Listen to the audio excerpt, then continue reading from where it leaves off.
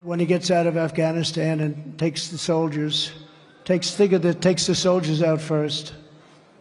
And you know, in Afghanistan, for 18 months, I had a talk with Abdul, who was the leader of Afghanistan. I said, Abdul, I got a lot of criticism. Remember when I was talking to him? Everyone said, oh, he's talking to the leader of the Taliban. That's right, because our soldiers were being killed, a lot of them by snipers.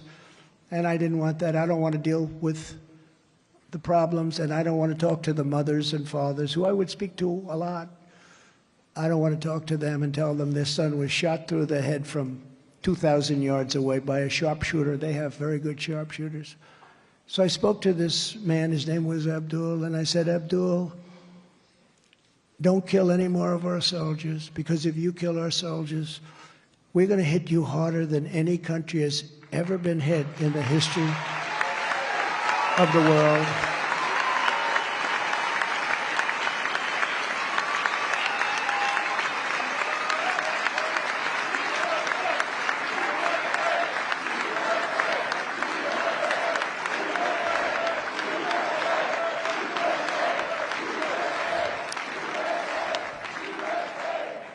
And he called me Your Excellency. He was, I got along with him. He's still there. He's still the leader of the Taliban. But now he's got $85 billion worth of our equipment that I bought.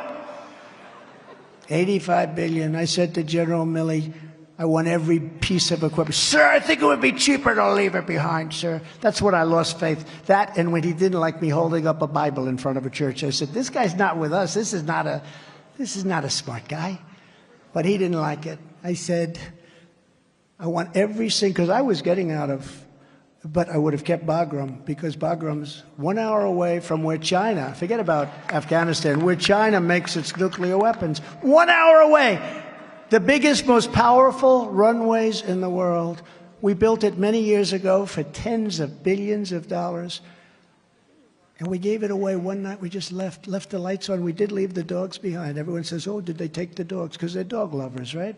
No, we left the dogs behind. And the Taliban doesn't like dogs, by the way, not at all. But we left in disgrace. And by the way, just to conclude that little story, when Abdul heard me say that, he said, Your Excellency, thank you so much for telling me that. He said, but why? I thought it was a very interesting play on words. I've never heard it. I use it now sometimes myself. I liked it. He said, but why, Mr. President? Do you send me pictures of my home? Said that. I said, you'll have to ask your wives that question. And we didn't have, Mark will tell you this, we didn't have one soldier killed. In 18 months, not one soldier was killed. Not one soldier, right?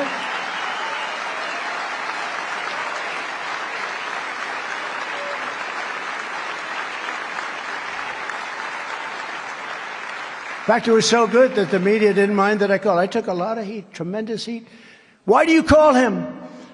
I said, well, they asked Jesse James, the great bank robber from many years ago, why is it that you robbed banks? Why do you always go after banks? And he looked at him and he says, because that's where the money is.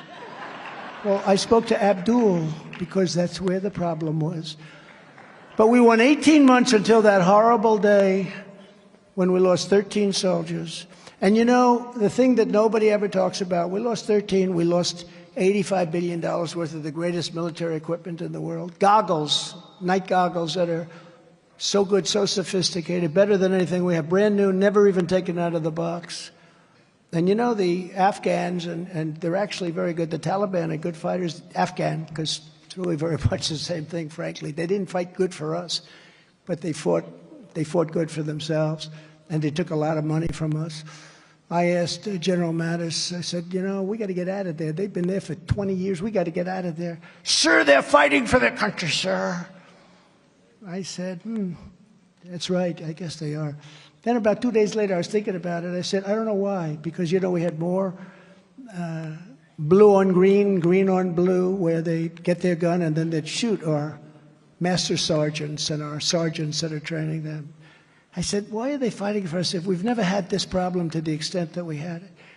But he said that. He said, they're fighting. And I said, are we paying them a lot of money to fight? And I had it checked. Yeah, we were paying billions and billions and billions of dollars to these Afghan soldiers. Tens of billions of dollars. I said, they're not fighting, General. I called them back in. They're not fighting because they love us or they love their country. They're fighting because they're the highest paid soldiers in the world. We're basically bribing them to fight. And they didn't fight, but the Taliban did fight. Same people, but the Taliban did fight. But they didn't kill anybody for 18 months. I'm very proud. In fact, Biden got up and he actually said that. They didn't kill anybody. I will say that. They didn't kill anybody for 18 months. And you know what happened? His people start screaming, don't say that! Because that's a good thing for us. But then when we left, we lost soldiers, 13 killed. But what they don't talk about, they talk about the equipment, they talk about the fact that there are still to this day a lot of Americans in there that we've lost contact with. It's a rough place.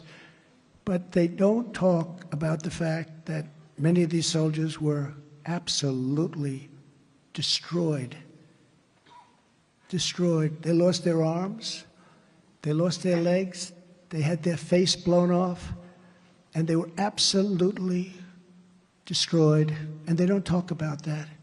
They don't talk about it. And it's very sad because these people, many of them, we lost 13, they died, but nobody ever talks about the gravity of the injuries to these soldiers. And it's a very sad thing. I got it down to 2,500 people.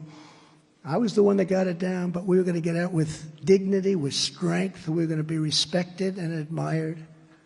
And I could just see Abdul. They took out the soldiers first. You don't take the soldiers first. You take the soldiers out last. You get the Americans out first because they feared our soldiers. They feared our soldiers. They feared the F-16s. And now they own them. Think of it. You get the soldiers and they go out last. You take our American citizens out. You then take our equipment out.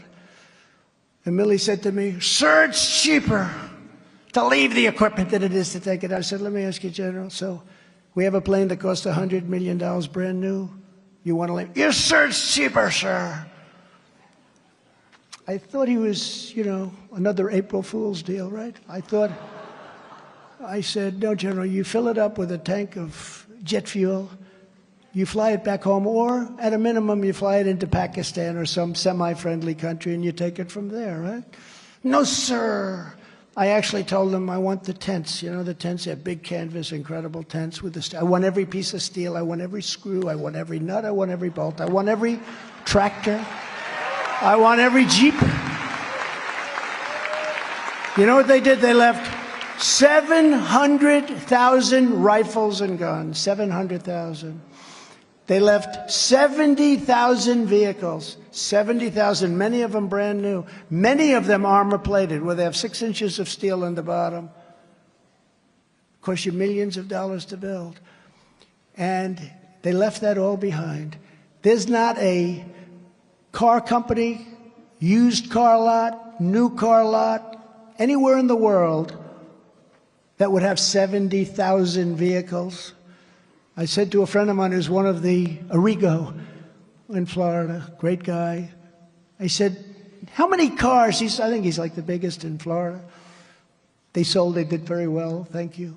But the biggest, I said, how many cars would you have? I don't know, a couple of hundred extra, a couple of hundred. And he's like, a big one, real big one, runs a great operation. 70,000 vehicles.